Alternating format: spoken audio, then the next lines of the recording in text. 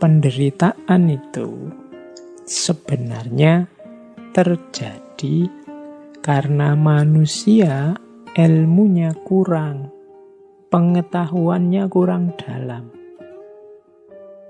Jadi penderitaan itu lahir karena salah memahami hidup. Makanya nanti di banyak tokoh-tokoh pemikir besar dari timur biasanya untuk mengatasi penderitaan pertama-tama harus dibereskan pengetahuannya, jalan berpikirnya. Jadi dalam tradisi timur punya ciri bahwa penderitaan manusia itu lahir dari ketidaktahuannya. Orang menderita itu karena kesalahan berpikirnya, maka dia harus memperbaiki kesalahan ini, kemudian mulai berpikir yang dalam. Kalau di timur, berpikir ini kemudian diawali dari dirinya sendiri. Kenapa kok harus dari diri kita sendiri? Karena yang menderita kita. Kenapa kok kita menderita? Ya karena kita ilmunya kurang, pengetahuannya kurang luas. Seperti kemarin ya waktu kita belajar tentang sakit itu loh. Saat kita belajar tentang sakit kan seolah-olah sakit itu hanya negatif saja. Tapi begitu kita buka beberapa simpul pengetahuan tentang hikmah-hikmah sakit, kemudian terasa bahwa oh iya ya ternyata sakit juga bisa berdimensi anugerah.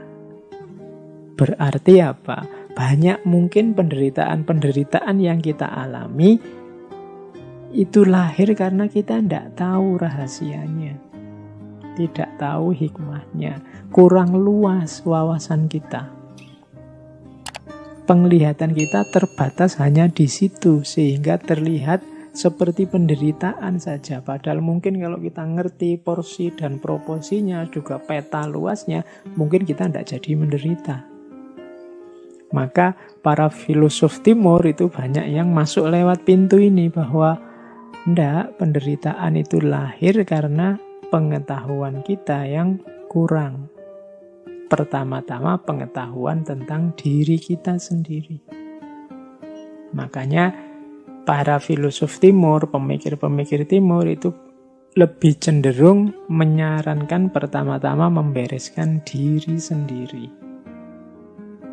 Pertama-tama membahas siapa aku, dari mana aku, apa sih peran dan posisiku dalam hidup ini, dari mana asalnya rasa menderita ini, apa tujuan hidupku, dan seterusnya.